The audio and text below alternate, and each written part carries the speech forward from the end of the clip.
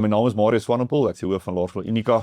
En dit is my regtig 'n voorreg om 'n bietjie met julle inligting te deel oor die EduMove program. In kort, die grootste voordeel wat ek met EduMove agtergekom het by ons klasse in nou die 6-7 maande wat ons dit gebruik, is dat klasse vir my rustiger is. Dit beteken iewers te gebeur daar iets wat hierdie kinders se brein so stimuleer dat dit vir hulle makliker is om te konsentreer in klasse. En ek trek dit alles terug na EduMove gestruktureerde program.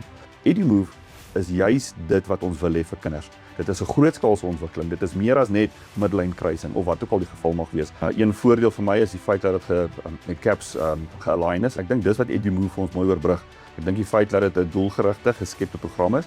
Ek dink die geheim daar is juis in die feit dat dit deur spesialiste voorberei word. Dis waar die sukses lê, né? 'n voordeel saam met dit is dat EduMove enige iets wat ons miskien identifiseer wat 'n probleem kan wees, ons net so terug kan verwys na die Phonics toe, waar kinderkinetiese ons kan bystaan om enige moontlike tekortkoming wat ons ontwikkel om ons mee kan ondersteun.